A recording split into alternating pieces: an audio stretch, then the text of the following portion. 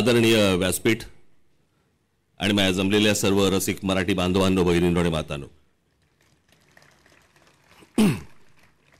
मी आज भाषण करणार नाहीये, कारण माझं भाषण गुढीपाडव्याला 30 तारखेला इथे आहेच. त्याच्यामुळे मला जे म्हणायचं आहे ते मी 30 तारखेला म्हणेन. पण आज मराठी भाषा दिवस, मराठी भाषा गौरव दिन सरकारने जाहीर केला होता, पण सरकारच्याही लक्षात नव्हतं की हा दिन साजरा करायचा असतो. आणि 2008 साली याची सुरुवात आपण केली, याच शिवतीर्थावरती इथेच सुरुवात केली होती. आणि मग त्याच्यानंतर महाराष्ट्रभर पक्षाने सगळ्या ठिकाणी हे कार्यक्रम राबवायला सुरुवात केली. यावेळेला मला परत कोणीतरी सांगितलं की आपण परत केला पाहिजे, म्हणून यावर्षी देखील परत हा कार्यक्रम आपल्यासमोर करतोय. सर्व लोक इथे मराठी भाषेच्या प्रेमाखातर इकडे आज आलेले आहेत. आज आशाताई आल्या आहेत, त्यांना बरं नसताना देखील त्या आज आल्या आहेत.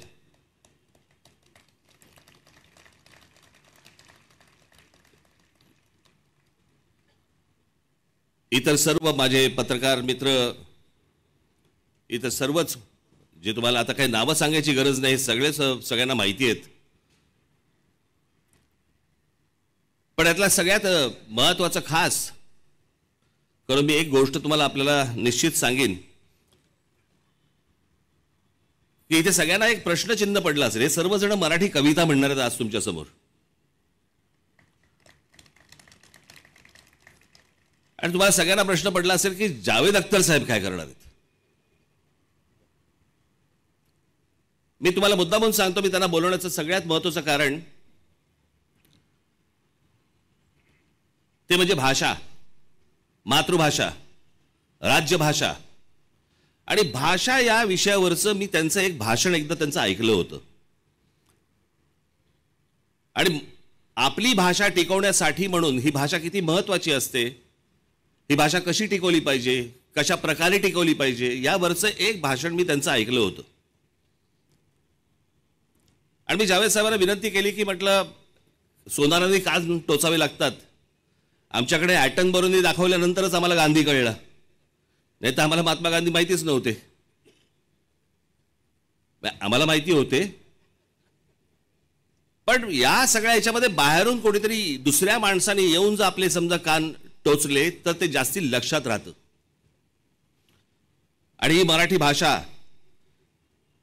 ही अभिजात भाषा, ही कशा प्रकारे टिकवली पाहिजे. मराठी माणसं, मराठी साहित्यिक, मराठी प्रेमी सगळे अनेक जण सांगत आले, परंतु एक बाहेरचा माणूस येऊन, बाहेरच्या दुसरी भाषा बोलणारा एक माणूस येऊन आपल्याला सांगतो, आणि तो ही जावेद अख्तर साहेबांसारखा माणूस. मला असं वाटतं की त्यांनी येऊन ही गोष्ट आपल्याला आज ते सांगणार आहेत. आणि ती सगळ्यात महत्त्वाची गोष्ट आहे. आशाताईंचा मला फोन आला, मला वाक्य बोलल्या, त्या सहज बोलता बोलता मला म्हणाल्या की इतक्या मोठ्या राज, मला तुम्ही इतकं अडचणीत टाकलंय की इतक्या मोठ्या बागेतून एखादं फूल कसं वेचायचं, कसं निवडायचं. मला इतक्या कविता माहिती आहेत, इतकी गाणी गायली आहेत मी आजपर्यंत, की याच्यानंतर म्हणे मी एखादी कविता कशी काय म्हणायची, काय करायचं. म्हटलं तुम्ही तिथे या तर. आज इथे अनेक जण, जसे अभिजात जोशी जसे आज इथे मराठी प्रेमासाठी म्हणून आज अमेरिकेतनं आलेत. ते सोनालीजी इथे आल्या, त्या हैदराबादमध्ये होत्या, त्या आज तिथून तिथे आल्यात त्यांचं काम असताना. अनेक लोक या फक्त मराठीच्या प्रेमाखातर इकडे आलेत. आणि आपले संपादक आहेत इथे, विजय दर्डा साहेब आहेत, त्याच्यानंतर तुमचे राजू खांडेकर आहेत, पराग करंदीकर साहेब आहेत,